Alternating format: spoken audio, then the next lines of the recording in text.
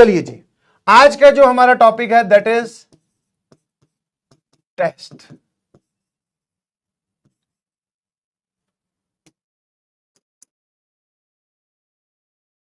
है ना। अब टेस्ट के बारे में आप क्या बात करना चाहते हैं वो बताइए मुझे, ठीक है। जैसे इसके बारे में क्या जानना चाह रहे हैं। टेस्ट में लो मार्क्स आ रहे हैं, ठीक है। देखो पहली चीज, सबसे इंपॉर्टेंट बात, टेस्ट तक आप पहुंचे, आपका एक अचीवमेंट हो चुका है। बिकॉज आप मानोगे नहीं, सिर्फ 15% बच्चे टेस्ट दे रहे हैं भाई, सिर्फ 15% बच्चे टेस्ट दे रहे हैं। आप उन 15% में से हो। मैंने आपको क्या बोला था, ये कंपटीशन जो है वो सुनने में और देखने में बड़ा लगता है, एक्चुअल में बहुत कम है। आपके ही जो सहपाठी हैं, क्लासमेट्स जिनको आप बोलते हो, वो टेस्ट देने नहीं आते हैं। उनके अपने अपने बहाने हैं, दिमाग में एक अपनी दुनिया चल रही है। जिस दिन रिवीजन पूरा हो जाएगा, जिस दिन तैयारी पूरी हो जाएगी, उस दिन टेस्ट दूंगा। सर इसमें तो 11th के चैप्टर आ रहे हैं सर, मैं तो कुछ पढ़ लूंगा। सबके अपने अपने बहाने हैं। ऑल्दो कुछ तो बेचारे इतने समझदार हैं या फिर इतने अंदर से भोले हैं कि उनको ऐसा लगता है कि टेस्ट वाला टाइम बचा के मैं अपना बैकलॉग कवर कर लेता हूं। ठीक है, आपका जो इनर इंस्टिंक्ट है वो पॉजिटिव है कि आपने पढ़ाई का टाइम बचाकर पढ़ाई को ही दिया, कम से कम टेस्ट छोड़कर खेलने तो नहीं गए। वो एक अलग कहानी है, बट वो एक सही तरीका नहीं है ना भाई, नहीं समझे। तो वैसे ही आप एक सेंस ऑफ अचीवमेंट टिक लगा सकते हैं कि आप टेस्ट अटेम्प्ट कर रहे हैं भाई। हाँ, अभी तो स्कोर वगैरह और वो सब क्या छोड़ें क्या करें, वो तो बाद की कहानी है। आप यहां तक पहुंच पाए, मतलब 100 बच्चे मुझे सुन रहे हैं, सिर्फ 15 ही बच्चे पहुंच पाए, ठीक है ना। यहां तक पहुंच गए, बस अब इससे पीछे मत हटना। मतलब ये मत करना कि अभी टेस्ट देना बंद कर दो, नहीं जी, ठीक है। अब सर इसमें आता है स्कोर। सर टेस्ट में जाते हैं तो स्कोर कैसे करें, ठीक है ना। देखो टेस्ट जो है दैट इज बेसिकली, टेस्ट मतलब इसको चेक करना है आपको, टेम्परामेंट चेक करना है आपका। समझ में आया क्या चेक करना है? Temperament, dealing with critical situation, dealing with pressure. Knowledge आपकी नहीं चेक की जा रही है। अगर सच में जेई वालों को नॉलेज चेक करनी होती आपकी, ऑल्दो नॉलेज भी चेक हो रही है टेस्ट के थ्रू, बट वो अल्टीमेट एम नहीं है। मेन है आपकी रिस्क टेकिंग कैपेसिटी, और आप पैनिक होते हैं कि नहीं होते हैं। समझ पा रहे हो? तो वो चेक करता है ये। अब क्या होता है, जनरली टेस्ट में जाते ही जैसे ही वो टाइमर स्टार्ट हुआ, हम हड़बड़ाए, हर बार हम हड़बड़ा जाते हैं। फिर हम कोई ऐसा एक नया कोई सवाल पे हाथ डाल देते हैं जिसमें हमें नहीं डालना था, और वहां पर हम उलझ के रह जाते हैं। एक बार टेस्ट के दौरान आपका मोटिवेशन नीचे की ओर गया, तो उसके बाद में आपको लगेगा टेस्ट डिफिकल्ट है, अरे यार फंस गए, गलत हो गया ये वो। और एक बार अगर उसी की बजाय आपका अगर शुरू के 2-3 सवाल आपने बढ़िया से सॉल्व कर दिए, टिक टिक टिक, चाहे वो आपके सीक्वेंसली पहले 4-5 सवाल हैं या फिर आपने आसान ढूंढ के किए, एक बार अगर टेक ऑफ बढ़िया से हो गया, तो ऊपर छोटा मोटा टर्बुलेंस ही आता है, पता चला आप प्लेन लेके रनवे पे घूम रहे हो। समझ पा रहे हो? तो शुरुआत जो है वो टेस्ट की कैसे होनी चाहिए सर? With easy questions. यही कहा गया है, यही हमें बोला गया था, यही मैं आपको बोल रहा हूं। आप में से कुछ टीचर बनेंगे या आगे चल के किसी ना किसी बच्चे को तो समझाओगे, अपने बच्चे को भी समझाओगे, तो आप भी अपने बच्चे को यही बोलोगे कि भाई टेस्ट में सबसे आसान सवाल पहले कर लेना, स्टार्ट विद इजी क्वेश्चंस। अब I can understand your inner feeling कि सर हम इजी क्वेश्चन कैसे पहचाने। तो इजी क्वेश्चन के 2-4 छोटे छोटे तरीके हैं, इसीलिए तो टेस्ट रिपीटेडली देने के लिए बोल रहे हैं, ताकि आपका एक एक्सपीरियंस इकट्ठा हो कि सर कई बार तो ऐसा होता है जिस सवाल हमें हल्का सा दिख रहा होता है, एक लाइन का, उस पर हाथ डालते पता चला वो एक पेज का निकल गया। यस, यही तो बार बार आप कीजिए ना, तभी तो आपको पता चलेगा अरे भाई ये गड़बड़ कर देता हूं मैं। अगले टेस्ट में जाओगे, फिर तुम्हारे सामने एक हल्का सा एक वन लाइनर क्वेश्चन आएगा, तुम एक बार डर जाओगे, रुक जाओगे, बोले भैया पिछली बार भी एक वन लाइनर आया था, स्टेटमेंट एक लाइन की थी, बट जब उसको सॉल्व करने लगा तो पूरा एक पेज भर गया। बोले कहीं वैसा तो नहीं है, इसको छोड़ो अगले बढ़ो। समझ पा रहे हो नहीं समझ पा रहे हो? तो start with easy question. Easy question मतलब जो इजी टॉपिक से हो, ठीक है ना, दिखने में इजी हो, जिसकी अपीयरेंस इजी हो, है ना, और जो ऑब्वियस टॉपिक्स होते हैं, इजी टॉपिक हो गया, डायरेक्टली फ्रॉम नोट्स हो, वो वाले, ठीक है ना। और अगर क्वेश्चन की कैटेगरी वाइज बात करें तो जेई मेंस में जो 2 कैटेगरी आती है, दैट इज सिंगल करेक्ट और इंटीजर टाइप। इसमें से इंटीजर टाइप थोड़ी सी इजी पड़ती है, ऐसा सिर्फ एक एक्सपीरियंस है ना। तो इजी क्वेश्चन से स्टार्ट कीजिए। दूसरा सबसे इंपॉर्टेंट बात जो आपको इसमें ध्यान रखनी है टेस्ट में, ठीक है, नेवर स्टॉप। और यहां पर आपने स्टॉपिंग पोटेंशियल, आप फिजिक्स के स्टूडेंट हैं, अभी इलेक्ट्रोस्टैटिक्स खत्म हुआ होगा, आपने स्टॉपिंग पोटेंशियल पढ़ा होगा। पेपर में काम करती है स्टॉपिंग ईगो, है ना? स्टॉपिंग पोटेंशियल पढ़ते हो आप लोग, है ना? पेपर में काम करती है स्टॉपिंग ईगो। फॉर एग्जाम्पल जैसे इस बार का सिलेबस मान लेते हैं कि हमारा एक चैप्टर आया सर एलसीडी और साथ में MoD, method of differentiation. Differentiation sir हमने क्लास 11th में भी पढ़ा है, हमें आसान भी लगता है, ऐसा कुछ खास उसमें खतरनाक नहीं है ना? बोलो बोलो बोलो, है ना? तो हमने क्या किया, मैं एक एग्जांपल ले रहा हूं, हमारे टेस्ट में एक सवाल आया मेथड ऑफ डिफरेंशिएशन का, हमने उस पर हाथ डाल दिया और हम उसके बाद लगे हुए हैं सर। मैं कहा क्यों भाई, क्यों लगा हुआ है? बोले सर आसान चैप्टर है और हमें डिफरेंशिएशन आता है और मुझे इस टेस्ट में नंबर चाहिए। अब सर इस सवाल को तो मैं नहीं जाने दूंगा।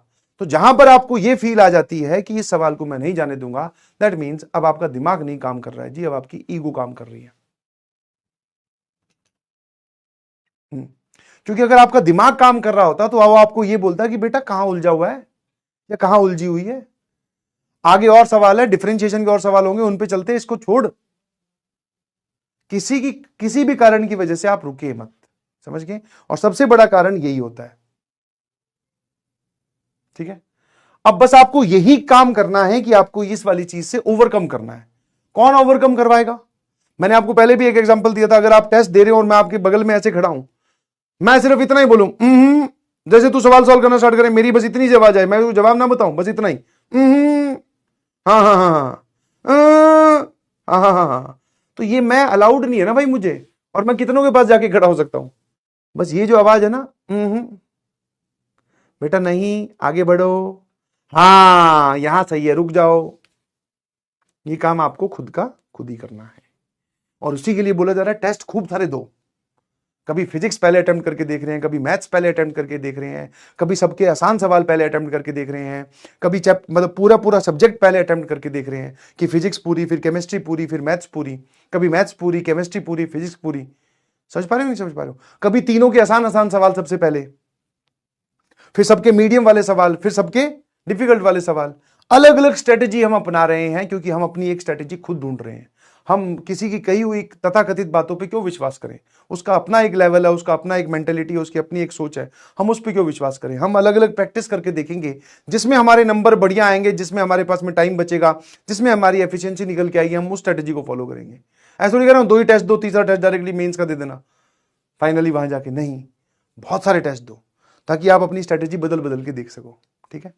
और ये सब करने के, ये तो होता ड्यूरिंग द पेपर, अपने आप को समझाओ। आपको लग रहा है कि आप पैनिक कर चुके हैं, क्योंकि जब पैनिक करते हो तो अपने आप समझ में आ जाती बात। समझ में आएगी नहीं समझ में? पैनिक कर गए, 2 सवाल खराब हुए या गलत हुए, आंसर नहीं मैच किया, पैनिक कर गए, कोई बात नहीं, टेक ए ब्रेक, ठीक है? पानी पी लो, वॉशरूम जाके आओ, एक बार अपनी कुर्सी छोड़ दो, अपने आप को समझाओ कि ये जो 2 सवाल खराब हुए हैं या गलत हुए हैं, इनको सही करने में टाइम वेस्ट मत करो कि एक बार उसकी कैलकुलेशन चेक कर ली, फिर एक बार और सॉल्व करके देखा, उसमें और दिमाग लगा रहे, नहीं, ये वापस से आपकी स्टॉपिंग ईगो बीच में आ चुकी है। आप अपने आप को ये समझाओ कि भाई इस पेपर में 25 सवाल करने हैं, तेरे सिर्फ 2 गलत हुए हैं, 5 गलत हुए हैं, 20 पढ़े हैं अभी, उन 20 में से भी 10 सही कर दूंगा या 15 सही कर दूंगा, 10 भी कर दूंगा तो भी बात बन जाएगी। समझ गए? Change your position. फिजिक्स के सवाल गलत हो रहे हैं, मैथ्स में आ जाओ, मैथ्स के गलत हो रहे हैं, केमिस्ट्री में चले जाओ, केमिस्ट्री गलत हो रहे हैं, फिजिक्स में आ जाइए। उसी सब्जेक्ट में रहना है, पहला फर्स्ट और सेकंड गलत हुए, कोई बात नहीं, चलिए 30th पे चलो, 29th पे चलो, पीछे से स्टार्ट करो, बीच में से स्टार्ट करो, रुकिए मत, है ना? क्या मेरी बात समझ में आ रही है? अरे बोलो भाई, रुकना नहीं है। यही तो चीजें आपको प्रैक्टिस करनी है उन 3 घंटों में जब टाइमर स्टार्ट हो जाता है, ठीक है? तो जगह छोड़ छोड़कर अपनी सवाल पे पहुंचते जाओ बस, ठीक है? और जितना ज्यादा क्वेश्चन का सिलेक्शन है उतना ही ज्यादा रिजेक्शन है। सिलेक्शन और रिजेक्शन सेम वही, जैसे आपने पीएनसी पढ़ी है, इतनी जानते ही हो कि जब हम कुछ चीजों में से कुछ चीज सेलेक्ट करते हैं तो बाय डिफॉल्ट बची हुई चीजें रिजेक्ट कर देते हैं। समझ गए? तो वैसे ही जब आप चीजें सेलेक्ट कर रहे हो कि हाँ ये सवाल आसान दिख रहा है, हाँ सर ये मैं अटेम्प्ट करूंगा, उसकी जगह ये थॉट भी प्रोसेस भी चल सकता है, उसमें भी कोई बुरी नहीं है, सर ये सवाल डिफिकल्ट दिख रहा है, इसको अटेम्प्ट नहीं करूंगा, खेल खत्म। आसान दिख रहा है इसको मैं अटेम्प्ट करूंगा, ये तो सब प्रोसेस अपने दिमाग में लेके जाते हैं। सर मुश्किल दिख रहा है, मेरे जोन का नहीं है, नहीं अटेम्प्ट करूंगा, ये भी तो लेके जाओ ना। चाहे मेथड ऑफ डिफरेंशिएशन का ही सर आसान सवाल क्यों ना आ जाए, नहीं अटेम्प्ट करूंगा, क्या दिक्कत है। सॉरी मुश्किल सवाल क्यों ना आ जाए, नहीं अटेम्प्ट करूंगा, क्योंकि मुश्किल है, वो टाइम टेकिंग है। समझ में आया? तो आपको कन्वर्ट करने हैं अपनी पढ़ी हुई नॉलेज को, मेहनत को मार्क्स में कन्वर्ट करना है with in this limit of time. ठीक है, ये होता है। और इसके बाद में जो सबसे इंपॉर्टेंट काम आता है, देखो मैं आपको बोल रहा हूं कि यहां पर सिर्फ 10% जनता पहुंच पाई, 100 बच्चे सुन रहे थे, टेस्ट देने सिर्फ 10 बच्चे आते हैं। इसके बाद वाला जो काम है, जो कि पोस्ट टेस्ट एनालिसिस,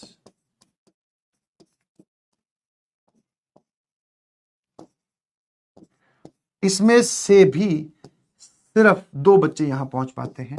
मतलब टोटल बैच का 2% भी, मैंने बहुत ज्यादा लिख दिया, बहुत ज्यादा, मतलब वो भी तुम्हें बुरा ना लगे इसलिए, एक्चुअल में तो 0.5% होगा।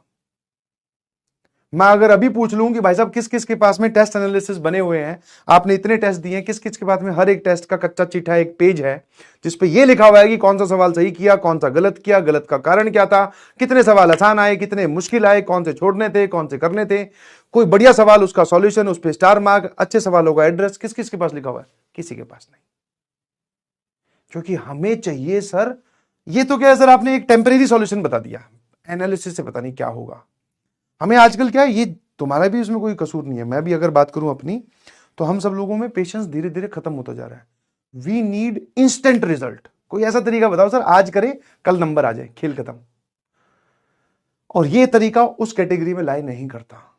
आप टेस्ट एनालिसिस करते जाओगे, करते जाओगे, करते जाओगे, करते जाओगे, आफ्टर कोई 10-15 टेस्ट के बाद में आपको इसका इफेक्ट दिखेगा। हाँ यार, क्योंकि आपके दिमाग में वो बातें रहने लगेगी, हाँ यार टाइम वेस्ट कर देता हूं, हाँ यार मेरी कैलकुलेशन एरर होती है, हाँ यार मैं गलत सवाल पिक कर लेता हूं। ये 10-15 टेस्ट बाद में। हमें चाहिए सर आज एनालिसिस किया, अगले टेस्ट तक एनालिसिस का रिजल्ट। ऐसा नहीं होगा, ध्यान रखना प्लीज। ठीक है, तो प्लीज ये जो लॉन्ग टर्म मेथड है, आपके पास में अभी टाइम है, ये अपनाइए, और ये बेनिफिशियल होते हैं, समझ गए? ठीक है, हाँ।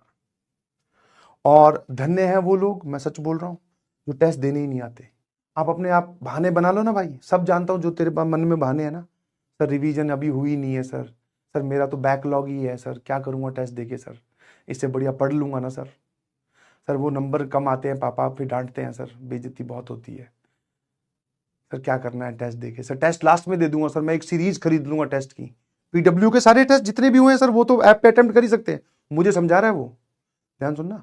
पीडब्ल्यू के तो सारे टेस्ट हमारे पास रहते ही हैं, मैं एक टेस्ट सीरीज और अटेम्प्ट मतलब खरीद लूंगा मार्केट से कोई, या पीडब्ल्यू की कोई आएगी वो खरीद लूंगा, मैं खूब सारे टेस्ट तब दे दूंगा, एक बार मैं पढ़ लेता हूं।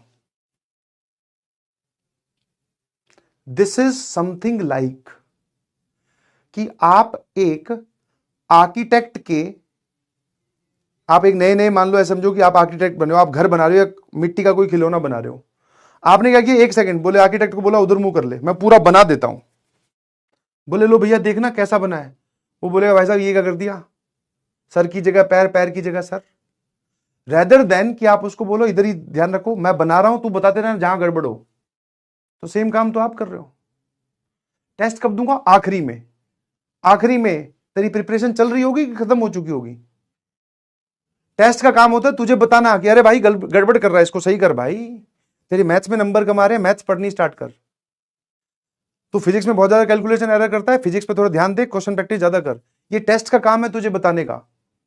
और तू ये बात उससे कब पूछेगा? जब तू अपनी पूरी प्रिपरेशन खत्म कर चुका होगा लास्ट में, कि बोले भैया अब घूम के बताना जरा, मैंने पूरी प्रिपरेशन कर ली अपनी, एक बार बताना ये सही की है कि गलत की है। वो बोले अब मुझसे क्यों पूछ रहा है, अब जा सीधा मेंस में पहुंच जा, वहां जाके वो मेंस वाले अपने आप बता देंगे, मुझसे मत पूछ।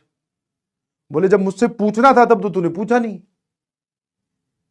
ये तुम्हारी और टेस्ट की कन्वर्सेशन हो रही है, कि मेरा काम था कि तेरी चलती हुई प्रिपरेशन में मॉडिफिकेशन करने, कि यहां तेरी गड़बड़ हो रही है इसको सही करो, अगले टेस्ट में गए ये गड़बड़ हुई है इसको सही करो, वो तुमने किया नहीं। लास्ट में जब प्रिपरेशन पूरी कंप्लीट होगी, जैसे जैसे जो जो तुमने पढ़ना था, जो जो सॉल्व करना वो कर लिया, अब टेस्ट को बोल रहे भाई साहब एक बार देख के बताना, नजर मार के कैसी करी है प्रिपरेशन। अपनी तरफ से तो मैंने बेस्ट ही करी है। वो कहेगा तूने अपनी तरफ से तो बेस्ट की है, कोई बात नहीं, बट ये दूसरों के कंपैरिजन में ना वर्स्ट है। I hope you can feel me. ठीक है भाई, टेस्ट दीजिए, बार बार बोला जा रहा है, there is significant logic behind that. And safe score is 50 बार तो बचा चुका हूं। सुनने से क्या स्कोर कम हो जाएगा क्या? मतलब तुम ये बोलने लगोगे सर एक दिन यही बोल दे safe score is 30 marks in mathematics, sorry 30 marks in complete, 10-10 marks तीनों में ले आओ। तुम्हारे ही बैच में सेफ स्कोर मैं कम से कम 50 बार बता चुका हूं। हाँ, और अगर किसी ने सुना हो ध्यान से, कोई एक तो होगा सुना, एक बार लिख के बताना चैट में क्या बता रखा है।